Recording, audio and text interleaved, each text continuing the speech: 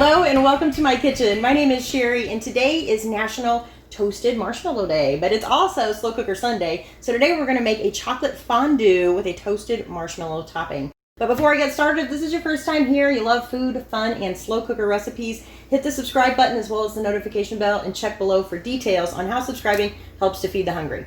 Okay, so because we're actually going to stir some marshmallows into the chocolate, and I decided we're going to use graham crackers to dip in. This is actually going to be like a s'mores dip. So this is perfect if you're in the mood for s'mores and there's not a campfire nearby.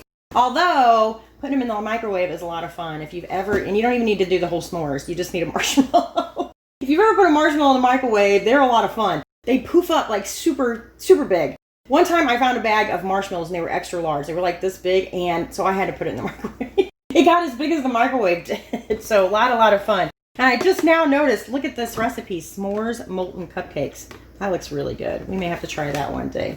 All right, so this is an easy peasy recipe. I was going to say restaurant, but it's an easy peasy recipe. 1 bag of milk chocolate chips, 1 bag of big old marshmallows, and then I have a 1/2 cup here of heavy whipping cream that I'm just going to stir in about a teaspoon of vanilla to. And I'm just going to kind of eyeball it there. I'm just going to kind of whisk that really quick. We are going to pour this over the top. And then we're just going to give this a stir really quick. And then we're going to let this cook on low for, I don't know, an hour and a half or so, maybe 2 hours. And we'll give it a good stir about halfway through. All right, let's have a look. Smells good. Look at that. We better stir this up again. Ooh, look at all the melted marshmallow. It smells so chocolatey. It smells delicious. That's what it smells like. Okay, so now we are going to put some more marshmallows on the top.